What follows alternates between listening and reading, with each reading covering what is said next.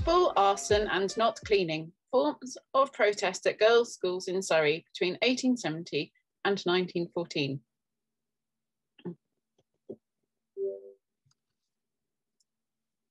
This paper will consider schoolgirls' means of demonstrating their own interests, going against adult expectations. The importance of this, through the lens of being a childhood historian, is the continual search for the child's voice.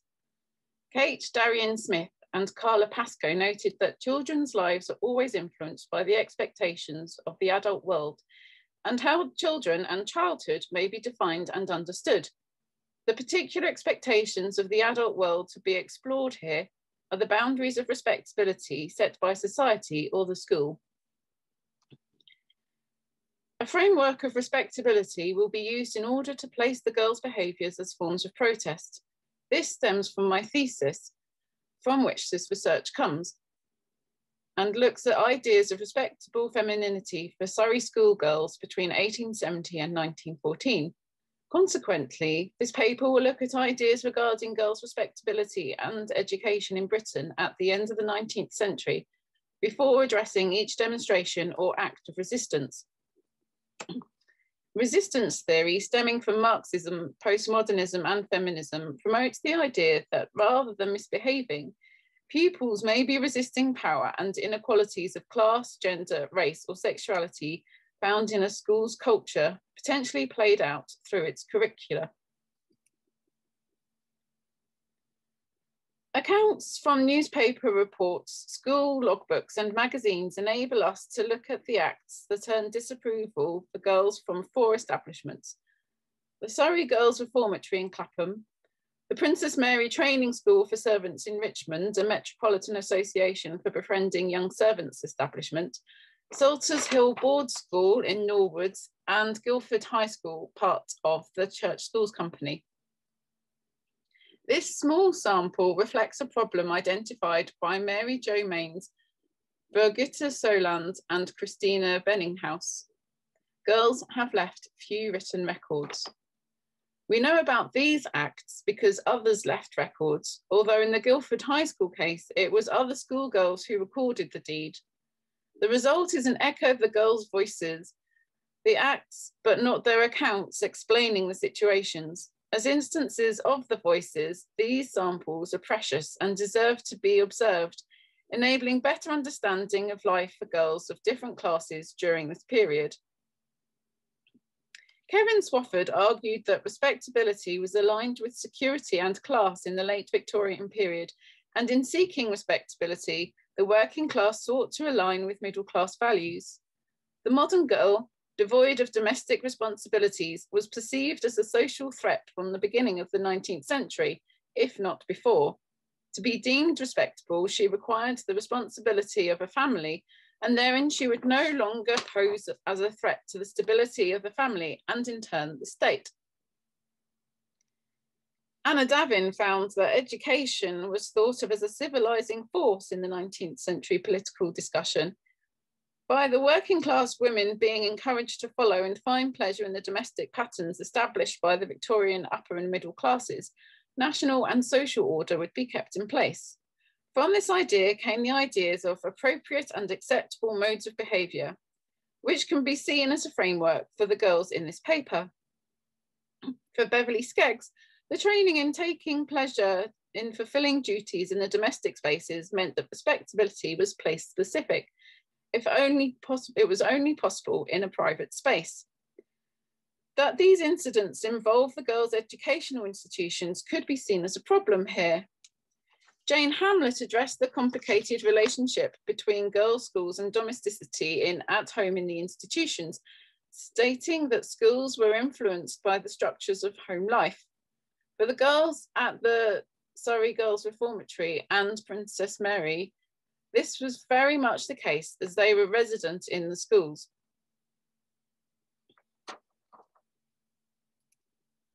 The Surrey Girls Reformatory was established in 1862 when it opened its first premises near Vauxhall.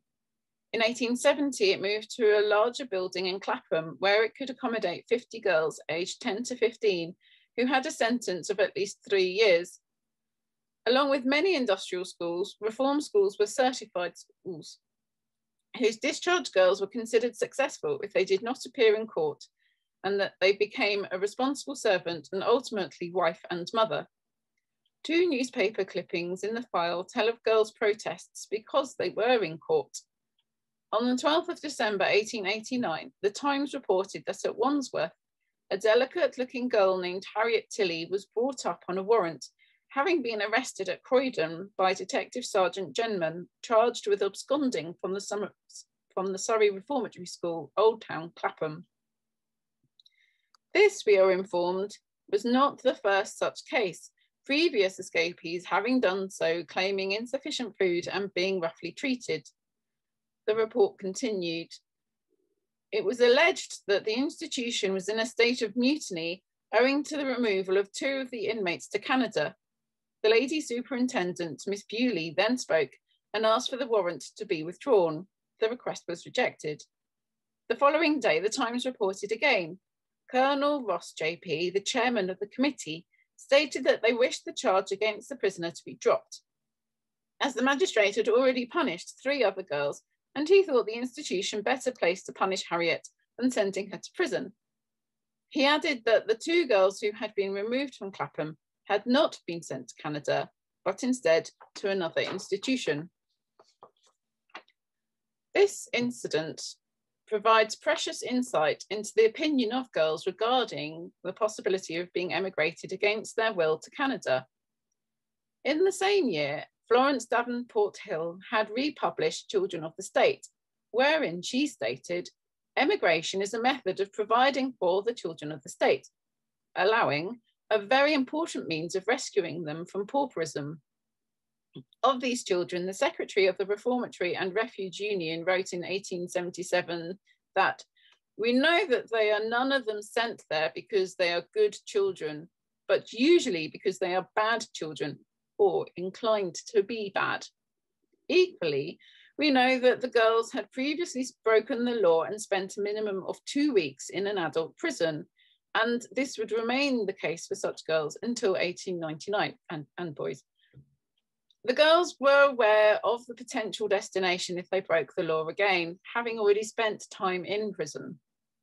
Opinion was largely against their characters and for their removal to another part of the empire, but such was their feeling about the prospect of being sent to Canada, they absconded regardless, thus exercising one of the few acts of resistance available to them.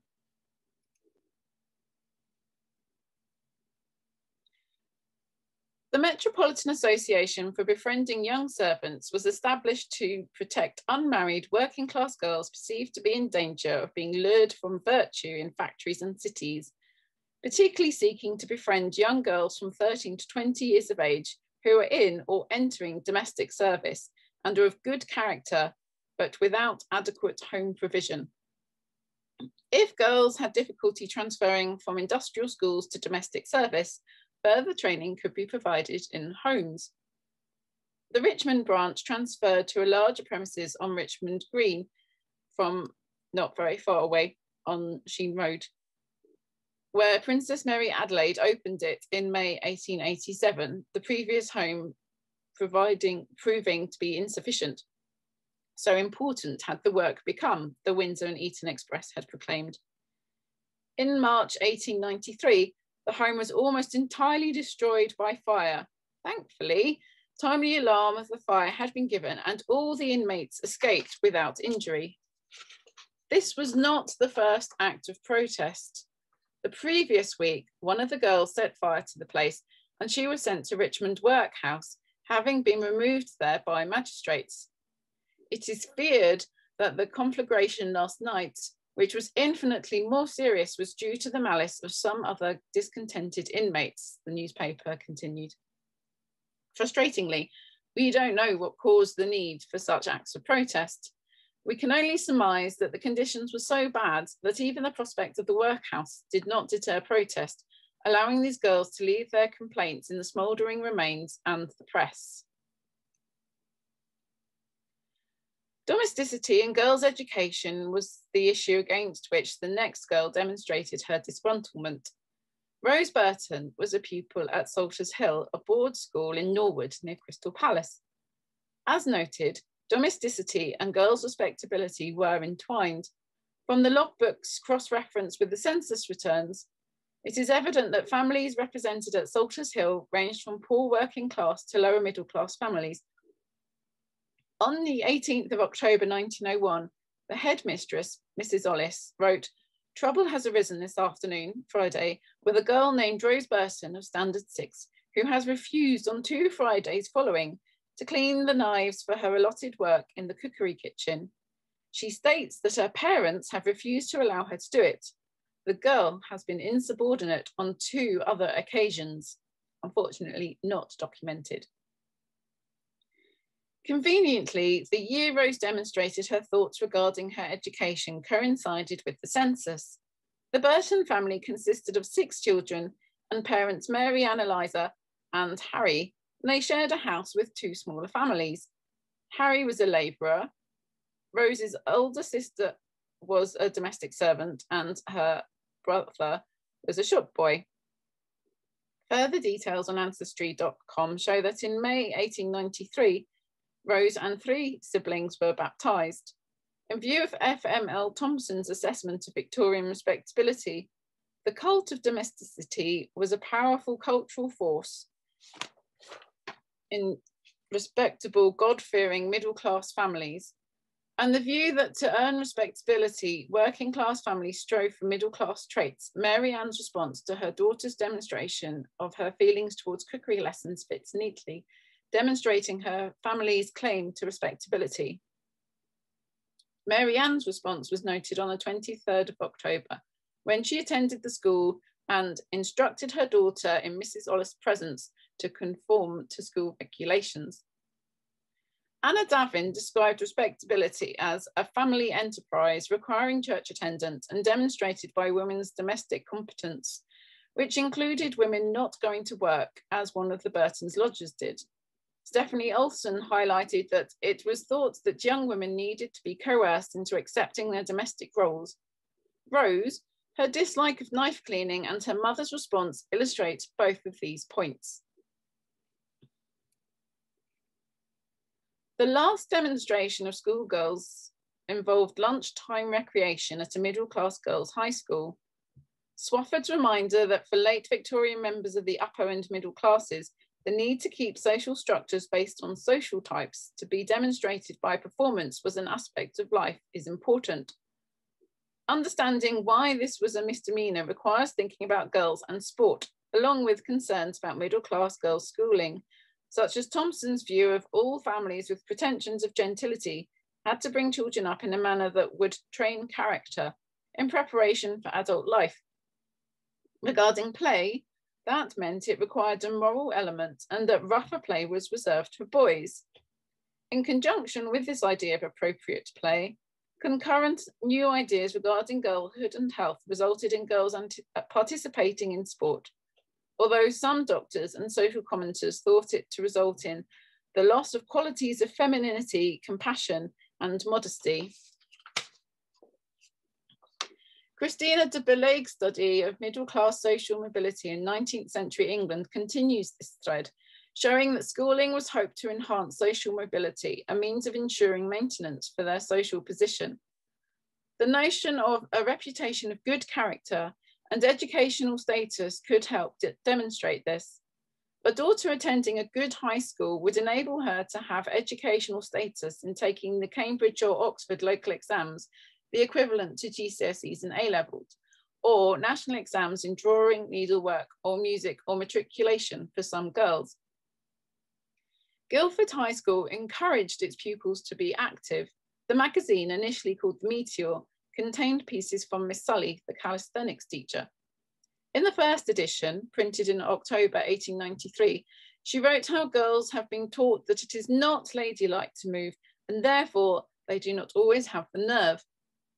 The sports section informed that although the cricket season was over, as football was too dangerous, cricket would continue to be played on coconut matting while they waited for asphalting. By December, the third issue, the asphalting had been carried out. the sports and pastimes section of the magazine reported that there was now little room for sports. However, it continued, a girl has offered to bring a football which could be dribbled round the path and would offer a little mild recreation. The following issue came in February 1894 and carried the news that some enterprising scholar brought a football to the school a few days ago, and several of the girls who stayed to dinner arrived breathless and somewhat dishevelled in the hall at the ringing of the bell after their violent exercise. This, however, has now been stopped. The demonstration of lunchtime boredom is small, but contrary to the principles of middle-class girls' education, it was violent. Clearly more than mild recreation, and violence is not synonymous with good character. They returned dishevelled, quite different to the appearance of one behaving in the described ladylike manner of one whom seldom moved. A brief summary of it being stopped informs us of the school's opinion. This was not a suitable demonstration of girlhood. To view these episodes against ideas of respectability, each broke with respectability. The girls of the Surrey Girls' Reformatory escaped from domestic spaces. The Princess Mary Adelaide girls destroyed the domestic space. Both groups of girls took the private realm of the educational setting into the public space, disintegrating the boundaries. Rose Burton refused to play her part and learn how to maintain the domestic setting and her domestic duties. Guildford High School's footballers challenged the social order by not adhering to the civilising force of education. In demonstrating their own concerns and interests, these girls performed a protest against the pervading idea of respectability applicable to each's own circumstances. These were methods of resistance, showing their dissatisfaction with the cultural norm holding power over their lives. That cultural force presented under the name of respectability. In acknowledging their deeds in these occasions, the experience of girls' lives at the end of the 19th century is provided with extra depth. Thank you for listening.